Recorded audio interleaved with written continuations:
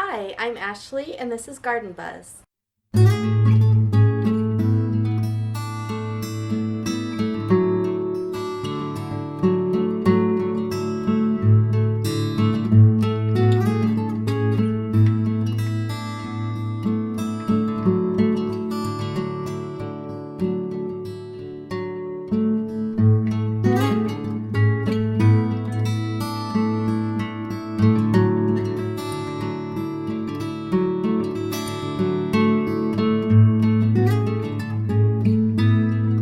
Today we're going to take a tour of the front and backyard, and I'm just going to show you some of the things that have grown really well and some that did not.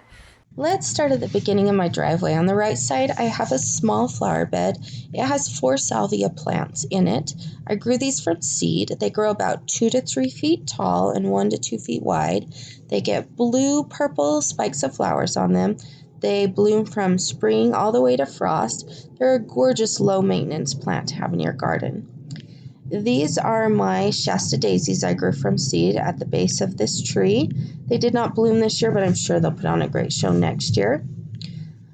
My Lollipop crabapple tree I planted this year, so it's very small, but it will get 10 by 10 feet. And it has beautiful white flowers in the spring, red berries, and then it turns a yellow in the fall. These are my Russian sage plants. I have 4 of them, 2 that I grew last year in the front, and the one on the side that you see was grown this year. They're drought tolerant. They get about 3.5 to 4 feet tall, and pollinators absolutely love them. The ground cover on the ground that has no flowers on it was a petunia called Denim Shades. I grew from seed from Park Seeds. It was gorgeous. I'll put a picture of it up on the screen. This is one of my estate planters in our parking strip. There are 5 of them, 4 on the left side and 1 on the right side, and they are full of gorgeous plants. In fact, they had beautiful purple wave petunias in them, but they got swallowed up by the sweet potato vines. The sweet potato vines are a proven winner's brand, and wow, did they do amazing. I think it's Sweetheart Lime and Blackie in the other ones. But as you can see, there's not very many purple flowers left in there. The budworms also got these. I was spraying diligently every week until the end of August when I went back to school. And then school and work kind of took over. But next year, I think instead of mixing the sweet potato vine and the petunias, I might do every other estate planter, one with sweet potato vine, one with petunias, one with sweet potato vines, one with petunias. That way those petunias won't get swallowed up. The Blackie purple sweet potato vines did not swallow the petunias up like the Sweetheart Lime ones did. But this gorgeous grass you see in the middle, it is called Carl Forrester. It's a perennial, and it has golden blooms at the end of summer, beginning of fall. I have really enjoyed it. It's supposed to get 4 to 6 feet tall, but we will see. This is a red burning bush. It's not doing the best. I'm going to have to look into if it's getting too much water or not enough. But here's another one of my planters, and as you can see, those sweet potato vines are even swallowing up the grass. They got huge, and yes, I could have trimmed them, but I honestly thought it was so neat how big they were getting. And it's almost Halloween, so I thought it'd be fun to stick some monster eyeballs in the front of those planters, and it could be like a big hairy monster. I thought that would be fun. Inside these sweet potato vines, I also planted some strawberries, thinking it would be fun to just have a little strawberry snack in the front yard when I was out there doing some gardening. But because of the sweet potato vine, they did not do as well. Next year, I thought maybe I would plant some strawberries in the parking strip between the planters. I thought that would be fun, and then I'd have a lot of berries, probably even enough in that big parking strip that I could use them to make jam. This is my front walkway here. It's got some rocks a tiered rock section down the front and a pretty nice long sidewalk up to the front door. I've got some petunias in there. As you can see, they've been eaten by the budworms also. I'll see if I have a picture of them when they are in full bloom. They were gorgeous. And those vines that are growing all over the rocks are actually sweet potatoes that should have produced sweet potatoes in the ground. It's only 6 plants. I was amazed. There were 3 on the top section and 3 in the middle section, and they just took over. They weren't like this all season, but they were like this most of the season. So you can't really see, but if you look closely on that second tier, there were some daylilies in there that were a gorgeous peach color. And there's also some Shasta Daisies and some purple petunias in there. But they got swallowed up by those sweet potato vines. I absolutely love the vines crawling down the rocks. I just wish that they wouldn't have swallowed up the other plants. So we'll have to see how many we do next year or how we work that out so that other plants don't get swallowed up and taken over. This is a white weeping spruce. I'm pretty sure it's dead. I transplanted it and it seemed like it was taking and doing well, and then about midsummer it just started dying. So I'm going to leave it in the ground, see if it possibly comes back next year. I don't think it will, but I hate to waste all that money on a tree that I was so excited about. So we shall see. Also in here, I've got some fall plants. I've got some chrysanthemums that are a violet, purplish pink color. You can see they're starting to come out, starting to bloom. You can also see there's a couple little white petunias in there, but you can see holes in them. So yes, the budworms have been after them. I am so excited for this plant to fully bloom, though. I love chrysanthemums, and I know they don't last very long, but man, when they are out, they put on a show. This is a pot. This is what my petunias were coming out. I wanted to kind of do a look like the petunias were spilling out of the pot. I think I might fill that whole entire pot up with dirt next year so that the petunias spill from the top of the pot all the way down to the bottom. So you can see I trailed petunias all the way on that bottom section of the rocks. It was gorgeous when it was in bloom. There's also some more salvia that line the walkway, and it usually blooms about twice. Sometimes I can get 3 times out of a season. Right now it's ready definitely to be cut back. And that is my Zinnia Garden right there. It is definitely overgrown, but even so, it's definitely gorgeous.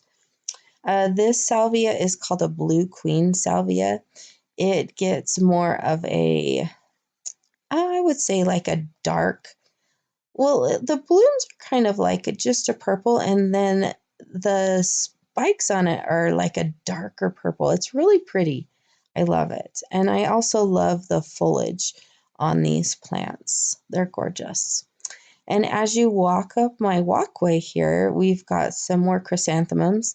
You can barely see this one because it's being swallowed up by those sweet potato vines. And it has not started to bloom yet, so I cannot remember what color it is. I think it might be yellow. But we're going to pull those sweet potato vines pretty soon here. So hopefully you'll be able to see those chrysanthemums better. There's also some blue salvia under these vines. And then here's my other chrysanthemum here.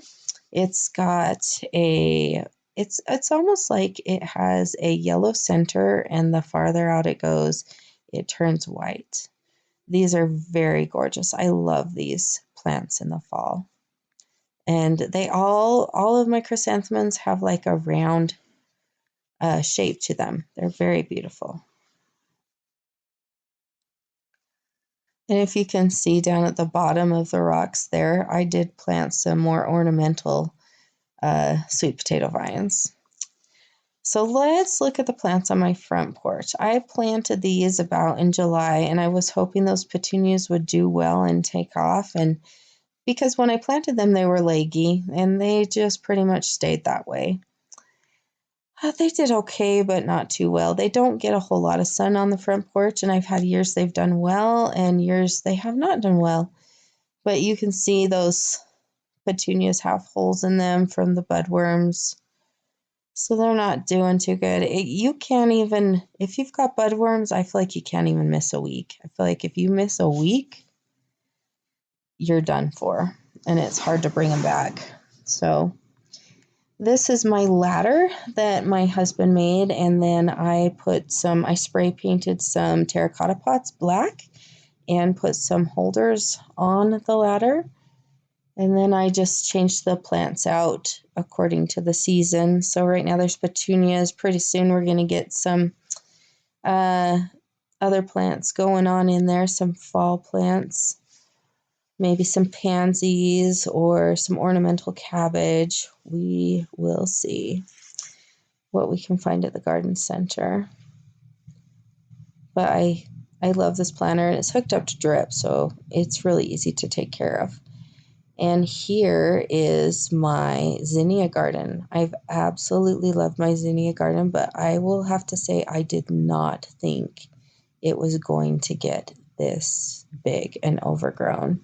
I was not expecting that. I've also got some hostas that I've planted against the edge of my front porch. I cannot remember the name of them, but the ones that have more of a dark green, maybe blue leaf did not do as well as the lighter green. They are very compact, and they did not grow very much from when I planted them. I think I might replant them down at the bottom layer of my tiered rocks and see how they do down there, and then buy some more of the other variety to replace them. I was also thinking about putting bleeding hearts in back of the hostas. I thought that might look really pretty. So let's look at these zinnias close up. They're supposed to be more of a peach color, but some of them look like a vibrant red, which is okay. They're still absolutely gorgeous. And they're all the same variety, but some of them got layers of petals and some of them did not. So that was interesting to me. I'm not 100% sure, but I might have got these from Park Seed. I did grow them from seed straight in the boxes that they're in. My husband made the 4 boxes up front that you can barely see because the zinnias are overgrown. And I want to say I put about 50 seeds in each box. And at first I thought, oh my gosh, these aren't growing. They don't look very good. And then one day they just took over. And they were purple and like a peachish orange color. But look at this purple one. It is absolutely gorgeous. I love it. They are beautiful. They make great flower arrangements too. Later on in a video coming up, you might see some flower arrangements I made with these zinnias. And I sure enjoyed them in our house. And also the bees have loved these. We keep bees, and they have loved these. They've been all over the zinnias. And I've even seen some hummingbirds, a little couple of hummingbirds that come visit them daily. So it's been fun.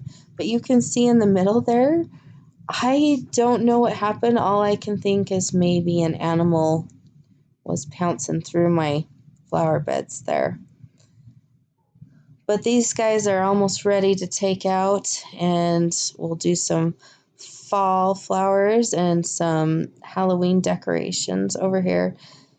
You saw another little hosta. I got some starts from my mother-in-law. She gave that to me, and this is a clematis, and it needs a trellis to climb up. I did not get around to making a trellis this year, but we're going to do some honeycomb trellis on the white wall over there.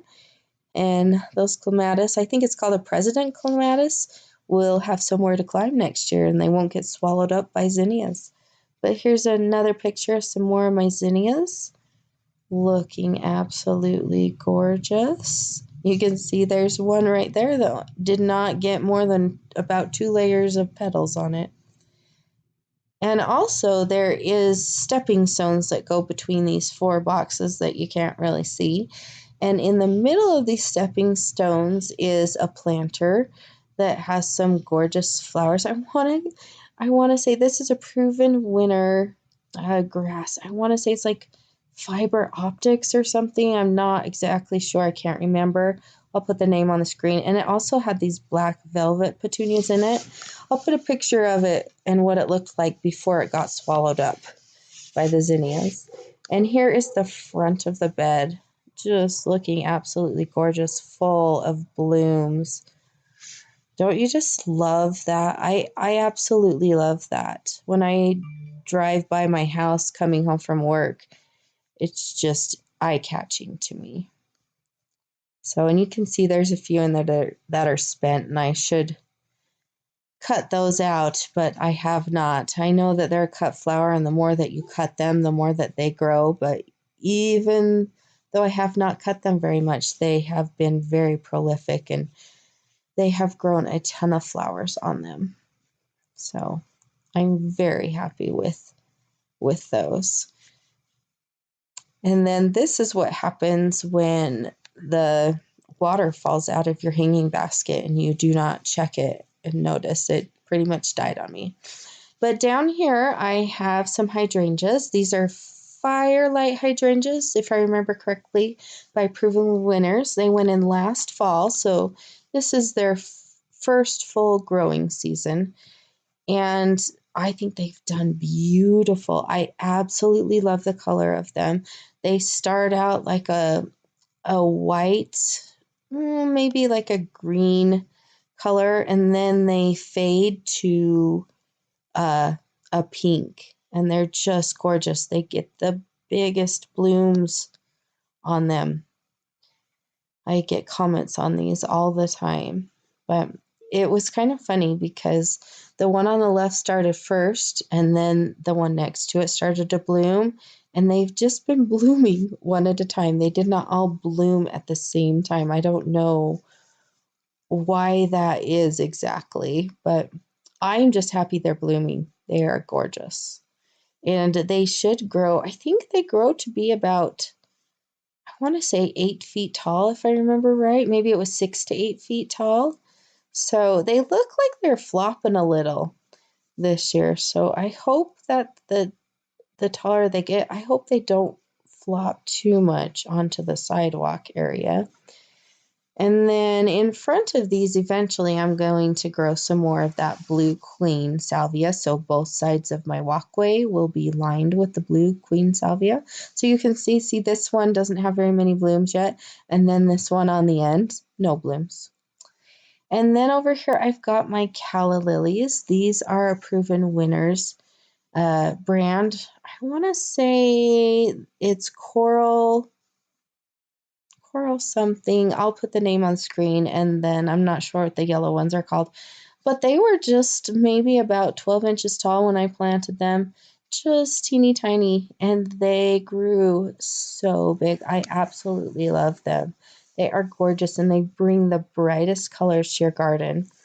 Last year, I had a different flower planted all over in here, and it was a perennial, and it did not, hollyhocks, that's what it was. I had hollyhocks over here, and they did, like maybe 2 of them came back, and the rest of them did not. So I saw these at the garden center and thought they were gorgeous, so I planted these this year to just see how they do.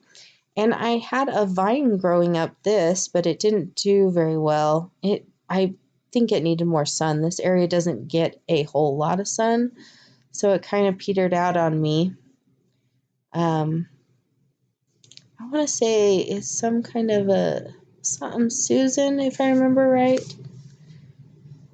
But it was pretty while it lasted.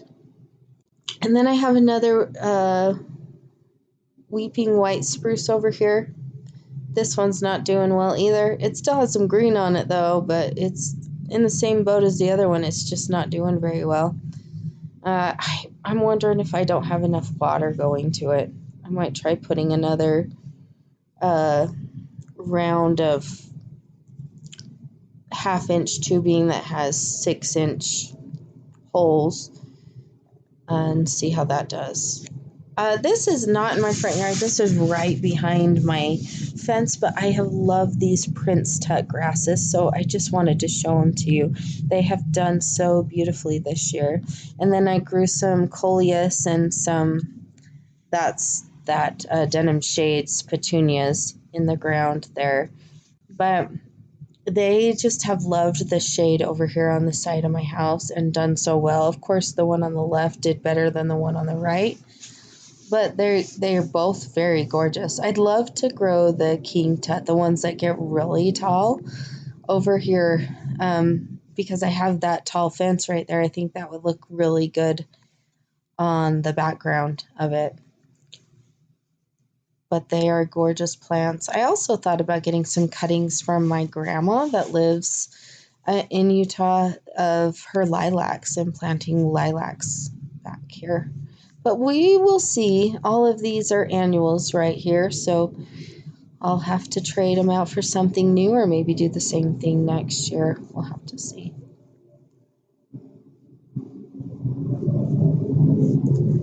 Very gorgeous. You can tell maybe I had one fall down in a windstorm. This is my backyard. This is our, it's supposed to be a cut flower garden, but in the center of the middle box, a lot of things did not come up. So I have different kinds of sunflowers in this end box. I'll put some of the names up on the video, and I've got some zinnias right there and some cosmos. I also grew a Mexican sunflower.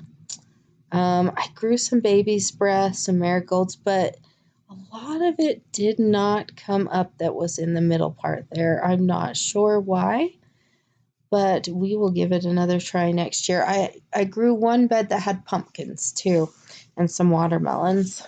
But that's going to end our tour. I hope you enjoyed it and you got a lot of good ideas. Maybe saw some things that you're like, I'm not going to do that. But it's all a learning experience every year. And this is a new garden. So every year I learn something new or what I like and what I don't like. So I hope you enjoyed. Have a wonderful day and happy gardening. Bye-bye.